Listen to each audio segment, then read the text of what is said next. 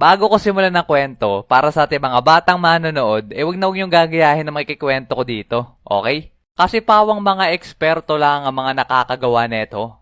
Okay. Siguro naman lahat tayo dito ay meron ng peklat sa katawan, di ba? Mapamalaki man yan o maliit lang. At kung isa ka sa wala pang peklat sa katawan, ay magagawa naman natin ang paraan yan. De, joke lang. Kung wala ka pang peklat sa katawan, siguro hindi ka pa nasusugatan sa buong buhay mo. At kung nasugatan ka man, siguro ay yung simpleng gasgas lang. Depende na lang kung lagi mong kinukot-kot yan. Pihado magiging peklat talaga yan. Kasi para magkapeklat ay dapat nagtamo ka dati ng sugat. At sa paglala ng sugat na natamo mo ay magiging mas makapal at kapansin-pansin niya magiging peklat mo. Kaya ngayon mga repa, ay kikwento ko sa inyo ang istorya kung paano ko nakuha itong mga battle scar ko sa katawan. Pero trigger warning lang kasi yung ibang peklat ko dito ay galing sa malalang sugat na natamo ko dati. At iisa-isahin natin tong mga to. Una sa sakto lang yung sakit hanggang sa pinakamasakit talaga.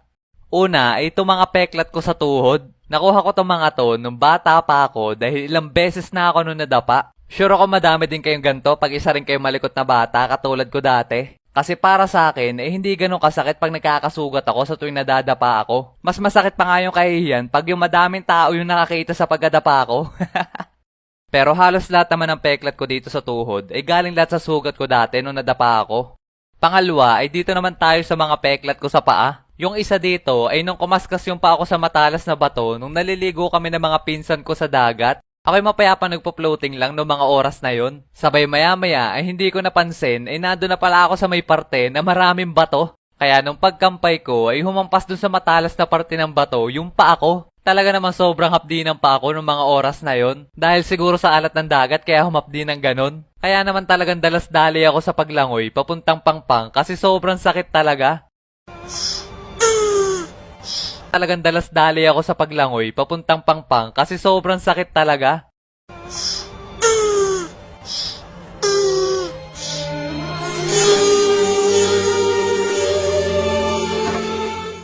Ang sunod ko naman na peklat dito sa akin paa ay banda dito sa akin talampakan. Yung isa dito ay nung may natapakan ako na putol na halaman dati. Hindi ko lang alam kung anong klaseng halaman yon pero ang talas ng pagkakaputol mga friend. Kaya nung aksidente ko natapakan ay talaga naman tago sa Durolite kong tsinelas hanggang sa paanan ko. Ang gulat ko nga nun, tapos nung pagtingin ko sa may paanan ko ay puro dugo na yung tsinelas ko. Nani da what? May galit yata yung nagtabas ang puno ng gumamela na yon. Ang talas kasi dahil ko pa nakatapak ng patibong. Tapos meron pa akong isa pang peklat dito sa may paanan ko. Eto ay nung tumalon ako sa may puno, tapos doon ako napalanding sa may bubog. Ang takot ko nga nung mga oras na yon kasi nung pagtingin ko ay ang laki ng sugat. Talaga naman dalas-dali ako pagtakbo pa uwi, sabay kinatok ko pa yung tita ko nun sa banyo kasi naliligo siya nun. At nung nakita niya na sobrang daming dugo na labas sa paa ko, hindi siya magkaintindihan sa nerbiyos. Para sa akin yung mga ganong sugat ay kailangan na atang tahiin. Pero nadala naman namin sa dinikdik na malunggay, sabay balot ng lampin.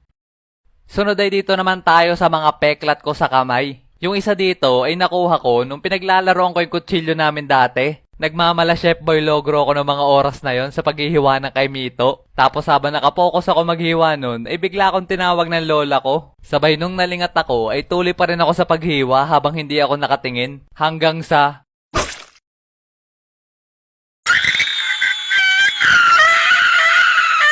Grabe, nalingat lang ako ng saglit tapos sa taga ako na agad yung hinlalaki ko. Eto naman sunod na peklat ko sa kamay, ang malaki. Kasi... gulok ang nakataga dito. Sobrang bubwit ko pa nun kaya hindi ko masyadong maalala yung mga nangyari. Ang tanda ko nun ay pinaglalaro ko yung gulok sa amin. Sabay bigla ako nataga yung daliri ko. Sabay sa sobrang takot ko nung nakita ko yung dugo ko, ay bigla ako nagtatakbo pa ikot-ikot sa bahay namin. Talaga namang hindi magkaintindihan yung lola ikot sa bahay namin. Talaga namang hindi magkaintindihan yung lola ko nun kasi sigaw ako ng sigaw. Habang yung lolo ko naman ay hinahabol ako pa ikot-ikot sa bahay.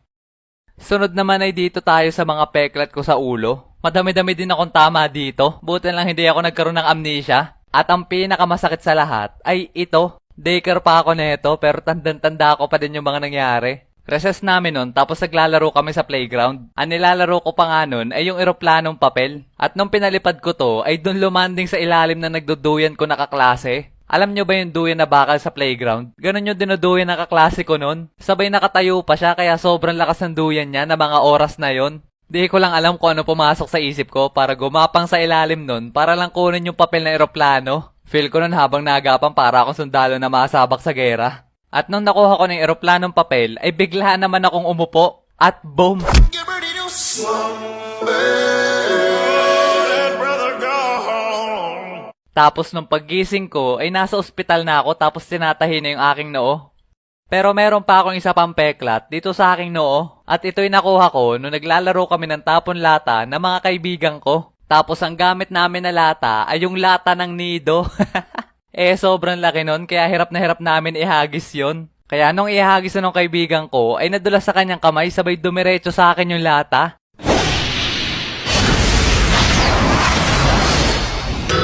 In nomine Patris et Filii et Spiritus Sancti.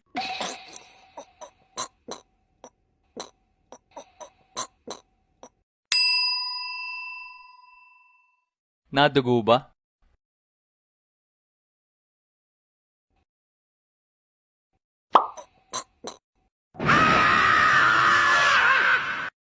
At para naman sa huli kong peklat dito sa aking ulo, ay banda dito sa may bunbunan ko. Sa totoo lang hindi ko na alam kung nasa na yon kasi natabunan na ng buhok ko.